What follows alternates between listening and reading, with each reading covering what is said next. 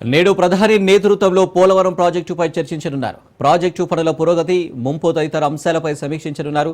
పోలవరం ప్రాజెక్టును 45.72 మీటర్ల ఎత్తుతో నిర్మిస్తున్నారు. ప్రస్తుతం 41.67 మీటర్ల ఎత్తులోనే నీటిని స్టోర్ చేసుకోవాలని కేంద్రం నిర్ణయించింది.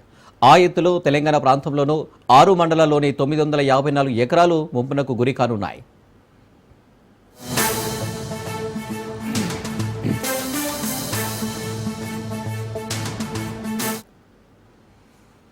Bhadrachalam town, Manuguru heavy water ప్లాంట్లకు ముప్పు పొంచి ఉంది. దీంతో పాటు కిన్నెరసాని, ముర్రేడువాగు, మరో 6-7 స్థానిక వాగుల్లో డ్రైనేజీ తీవ్రత ఎక్కువ అవుతుందన్న ఆందోళన ఉన్నది. దుమ్ముగూడెం ప్రాజెక్టు కింద 36 వాగులు వచ్చి చేరుతుండటంతో పోలవరం బ్యాక్ వాటర్ వల్ల వాటి డ్రైనేజ్ వ్యవస్థలు తీవ్రంగా ప్రభావితం కానున్నాయి. సర్వే చేయించి డిమారేషన్ చేయాలని తెలంగాణ పట్టుబడుతుంది. జాయింట్ సర్వేకు ఏపీ అభ్యంతరం వ్యక్తం చేసింది. ఒడిశా, ఛత్తీస్గఢ్ తదితర రాష్ట్రాలు కూడా పలు అభ్యంతరాలు వ్యక్తం చేస్తున్నాయి. ఆయా అంశాలపై ప్రధాని మోదీ ప్రగతి సమావేశంలో చర్చించనున్నారు.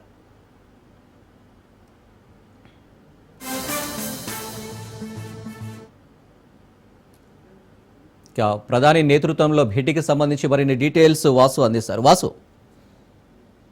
Thank you. ప్రధానంగా చూసుకుంటే కనుక ఏపీలో ప్రస్తుతం నిర్మాణంలో ఉన్న పోలవరం ప్రాజెక్టు పైన కూడా ఈ ప్రధానమంత్రి మోడీ నేతృత్వంలో ప్రగతి సమావేశం జరగనుంది. అలాగే ప్రాజెక్టు పురోగతి పనులు ఎలా ఉన్నాయి, ముంపు తదితర అంశాలపైన కూడా చర్చించనున్నారు.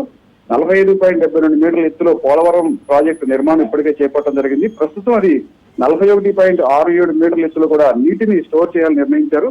తెలంగాణలో కొన్ని గ్రామాలు ముంపులకి గురవుతాయని చెప్పేసి, అట్లాగే 6 మండలాల్లో 954 ఎకరాల్లో కూడా ముంపుకు గురయ్యే పరిస్థితి ఉంది. డిమానిటైజేషన్ లో కూడా తెలంగాణ సర్కారు వీటన్నిటిని కూడా అరికట్టాలని చెప్తుంది. అట్లాగే జాయింట్ సర్వేకు ఏపీ సర్కార్ అభ్యంతరం చెప్పింది. అంటే గతంలో కూడా కొంత భాగం దీంట్లో అంటే మాకు తెలంగాణ ప్రాంతం అంతా ఉంది, ఈ భూభాగం అసలు ఎంత ఉంది, మేము ఎంత నష్టపోయామని చెప్పేసి కూడా అంటే సెంట్రల్ సర్వేకు చేయాల్సిన అవసరం ఉంది. సెంట్రల్ సర్వే చేయాలంటే కూడా అక్కడ ఫారెస్ట్ భూములు ఉన్నాయి కనుక central reserve forest, state reserve forest, central survey of India వచ్చి ఖచ్చితంగా దాన్ని తేల్చాలని చెప్పేసి ఎప్పటికో తెలంగాణ కోరుతుంది. అయితే దీనిపైన ఏపీ ప్రభుత్వం అప్పటి నుంచి కూడా అభ్యంతరాలు వ్యక్తం చేస్తున్నాయి.